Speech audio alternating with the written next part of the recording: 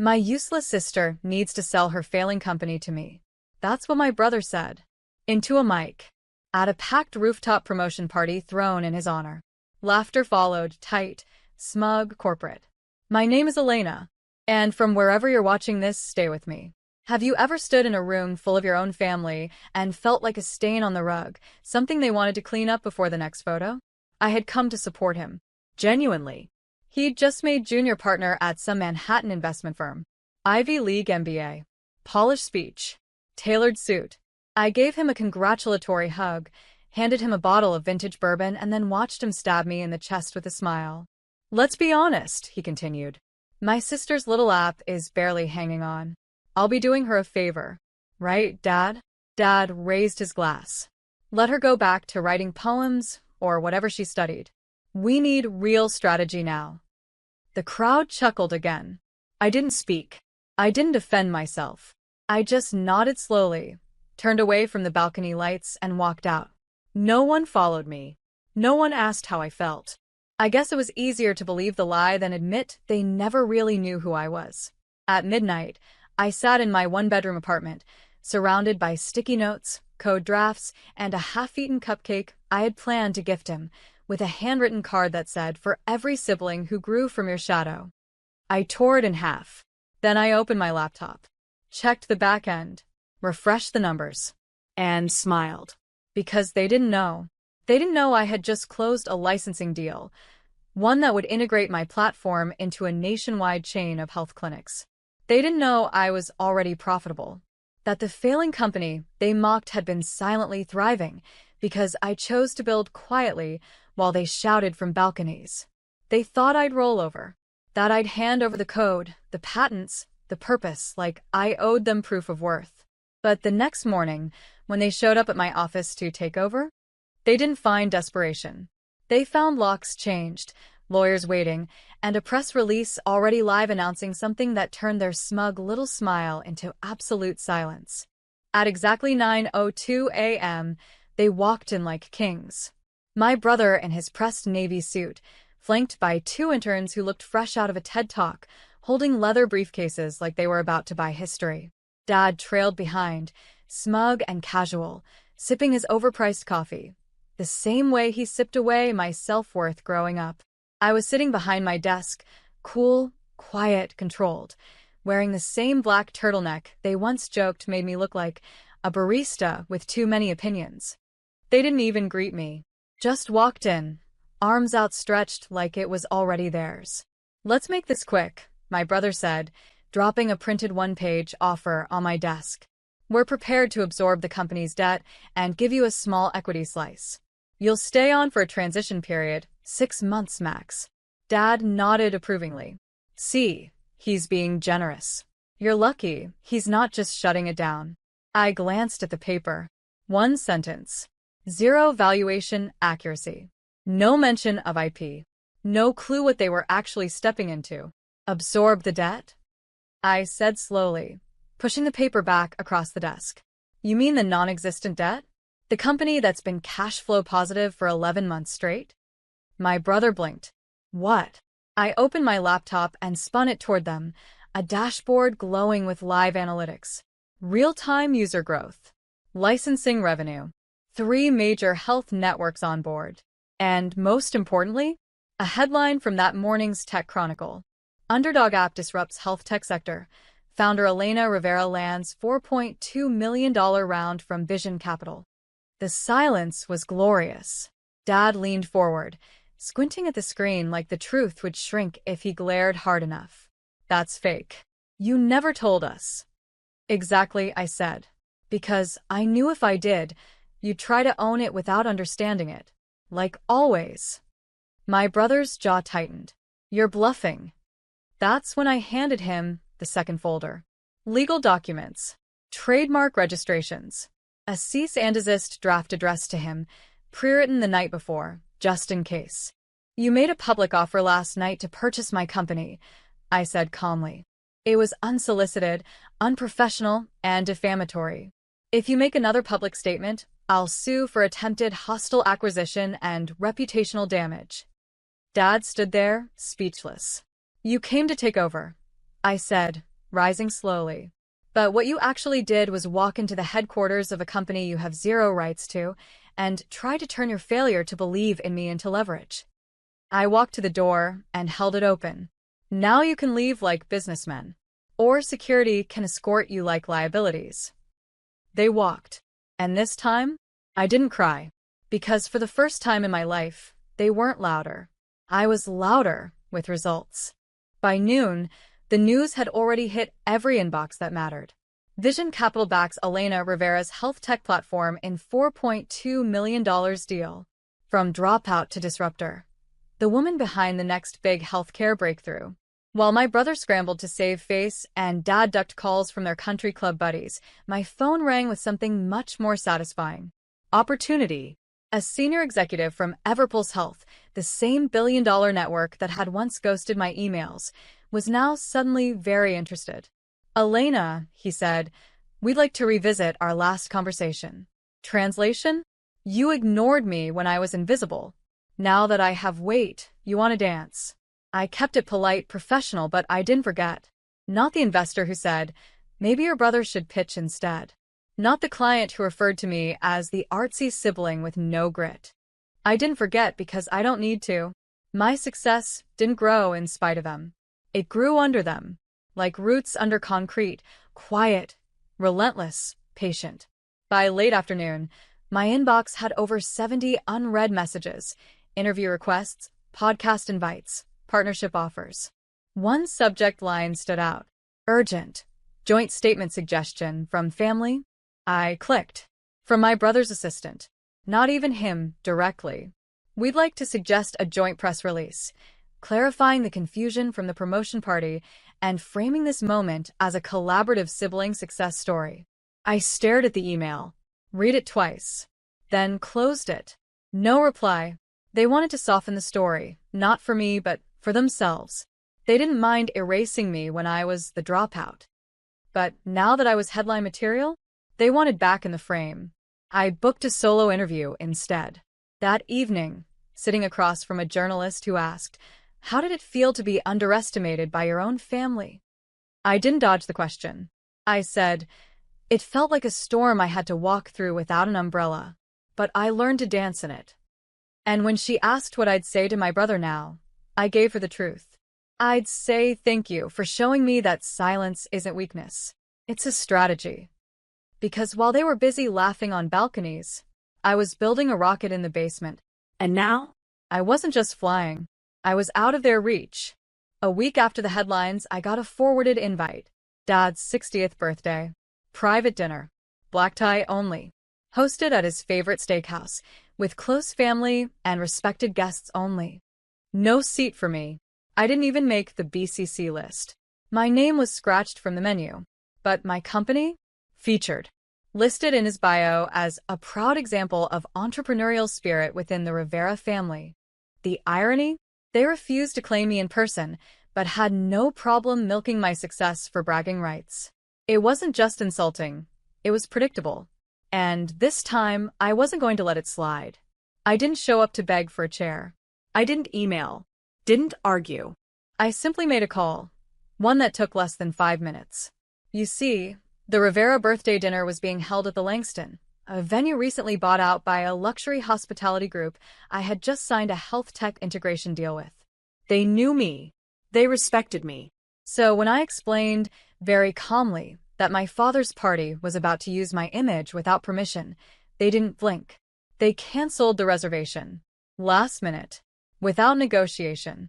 When Dad's assistant called the restaurant to complain, she was told, unfortunately, the guest of honor's daughter is a client of ours, and she has final approval on all corporate branding. They moved the party to a second-choice location, a smaller, less glamorous venue across town. The same one my cousin used for her engagement dinner last year. No string quartet. No rooftop skyline. No brand-friendly aesthetics for the photos they'd planned to post online. And me? I booked a private dinner of my own. Not for revenge. For remembrance. I invited my lead engineer. My product manager. The UX intern who once cried when someone finally took her ideas seriously. We dined on our own terms. Laughed from our bellies. shared a toast that meant something. To the misfits, I said, who were never invited to the party because we were too busy building the future. That night, I received a passive-aggressive text from Dad. "I heard what you did. You're making this personal." I didn't respond, because it was never personal. It was positional, and I finally chose to sit where I belonged. Not at their table. At one I built myself. 3 days after the ruined dinner, I got an email from a glossy business magazine. They were featuring a story on modern family enterprises, and apparently, my father had pitched himself as the patriarch of an entrepreneurial dynasty. The article draft was attached. There it was in print. With his son leading a major finance firm and his daughter's tech company booming, Mr. Rivera is the proud architect of a family legacy grounded in vision and leadership. Architect? He hadn't written a single line of code, hadn't invested $1. The only thing he ever built was a wall between me and belief in myself. I stared at the article. My picture, taken from a public source, used without permission. My story reshaped. My name, wrapped in a ribbon and tied to a man who didn't clap at my graduation because I didn't have one. I could have ignored it, let it go. But erasure in a silk suit is still erasure. So I picked up the phone and called the editor. "Hi, I'm Elena Rivera, the daughter mentioned in your draft." A pause. Then, "Oh, yes, your father's assistant coordinated that. We'd love to set up a quote." "No," I interrupted, calm but firm. "What you printed isn't true. My father didn't help me build this company. In fact, he called it a waste of time up until last month." Silence. "I'm happy to go on record, but only with the truth. Otherwise, I'll have my legal team address the unauthorized use of my likeness." By that evening, the draft was revised. The article now read, "Elena Rivera, founder and CEO of Oralink, built her company from the ground up with no family capital or guidance, redefining what a self-made story looks like." And just like that, the narrative shifted. Not in my favor in realities. Because here's the part my family never understood. They treated my silence as weakness, not strategy. They thought if I wasn't shouting, I must be shrinking. But I wasn't hiding. I was sharpening. That week, I gave a keynote at a Women in Tech Summit. Thousands in the room. Cameras. Lights.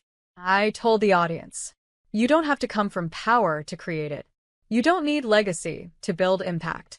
Sometimes, the ones who ignore you the longest give you the loudest reason to succeed. The applause wasn't polite. It was visceral, because every woman in that room had been the afterthought at someone else's table. But I was living proof that when they cut you out of the photo, you make your own frame and hang it where the world can't miss it. Friday afternoon. Sky gray. Phone on silent. I was deep in wireframe reviews with my team when the receptionist pinged me. "Your father's here. Wants a word." At first, I thought it was a mistake. But there he was, standing in the glass lobby of my headquarters. Same man who once told me, "You'll never get far without structure, or a man to structure it for you." Now he stood alone, hands tucked into his blazer like he didn't know what to do with them. I buzzed him in. He walked in slowly, scanning the clean, minimalist lines of the place like it was foreign territory because it was. I hadn't invited him here. Not once. This wasn't a space he built. This was soil I cultivated after being exiled from his garden. "Nice place," he said, trying to be casual. I nodded. "It is." He cleared his throat. I figured it was time we had a real talk. I gestured to the seating area. He sat on the edge of the couch like he didn't belong in the room, and he didn't. "I saw the article," he said after a long pause. "Didn't realize you were going to go that public." "You made it public," I replied. "When you pitched me as part of your legacy without asking." He sighed. "That wasn't my intent. But it was your instinct," I said. "To center yourself. To act like my work reflects you when all it reflects is the absence I had to outgrow." The weight of it landed. Heavy. Quiet. "I wasn't perfect," he muttered. "But I did what I thought was right." "No," I said, leaning forward. "You did what was easy. You praised the son who mirrored you and dismissed the daughter who challenged you. You made love conditional. And when I succeeded, you tried to rewrite the credits. Silence again. Then, finally, he looked up. Eyes not proud. Not angry. Empty. I don't know how to fix this. You don't. He blinked. I stood. You don't get to rewrite the story now. You don't get to wear my success like a badge. But you do get to watch it. From the audience. Like everyone else. I offer my hand. Not to shake. To guide him out. He stood slowly, nodded once, and walked toward the elevator. Right before the doors closed, he turned. I underestimated you. I know. The doors shut. And I exhaled something I didn't even realize I'd been holding for years. Because that wasn't an apology. But it was a sentence. And I was done living between their commas. 2 days later, I got a text from my brother. First contact since the promotion party where he mocked me in front of hundreds and tried to turn my company into his punchline. Congrats on the press. Dinner sometime? Just us. I stared at it. The same brother who used to unplug my laptop mid-project when we were kids just to teach me resilience. The one who called my startup cute until the day it eclipsed his bonus. But I replied, Sure. Your office. Noon. I arrived with nothing but my phone, my silence, and a single printed article, the one where his own firm's analysts had reevaluated my valuation. He greeted me with that smug Ivy League smile he used to weaponize. But it faltered the moment he realized I hadn't come to reconcile. I'll cut to it, he said, trying to stay in control. You're winning right now. That's great. But these moments pass. Investors shift. Boards change. You need someone who understands that side of the game. I can help you scale. I tilted my head. Scale? I said. You mean the way you scaled that fund that just lost its third client? He flinched. I slid the article across the table. He didn't touch it. You know what's funny? I said. You tried to own what I built, and now you want to guide it because you finally realized I passed you. Quietly. Permanently. He scoffed. Don't let your ego kill momentum, Elena. My ego? I smiled. I was never allowed one. You and Dad made sure of that. But now that I've got some altitude, I'm keeping my hands on the wheel. He leaned back, frowning. I stood to leave. You see, when you announced that I'd be selling my failing company to you, you made a mistake. He raised an eyebrow. You thought I was playing to win your approval. I never was. I was playing to own my freedom. You don't know what that looks like because you've been playing to impress Dad your whole life. I walked toward the door. He called after me. So that's it? You won't even hear me out. I paused. Not until you say my name without sounding like it's attached to an asterisk. Then I left. Later that night, I checked LinkedIn. He'd posted a vague inspirational quote. Sometimes the loudest one in the room is the most afraid. No likes. No traction. Because the loudest one in his room had already left and taken the spotlight with her. 6 months later, I stood on a stage in San Francisco, looking out at a room of 500 founders, most of them women, most of them, like me, told they didn't belong at the table unless they were bringing the napkins. My keynote was titled, Built from the Discarded. And I told the truth. About being the sibling who was always introduced with qualifiers. About the father who never asked what I did, just how it made him look. About the promotion party where I was publicly offered up like a pity asset, and the silence that followed when I turned out to be the real storm. The applause was long. Not polite. Not curated. Earned. That night, as I rode the elevator back up to my suite, my phone buzzed. A message from Mom. Saw the live stream. You were poised. Professional. Maybe a little harsh? But still. Congrats. I stared at the message for a moment, then locked my phone without responding. Because I didn't need their commentary. I had clarity. When I opened the door to my suite, a small group from my team was already waiting, champagne chilling, phones buzzing with partnership offers from 2 major health networks that had just watched my talk. Any regrets? My lead developer asked, handing me a glass. I shook my head. No, I said. I used to want their respect, but now I've got something better. What's that? Distance. And a view. We clinked glasses.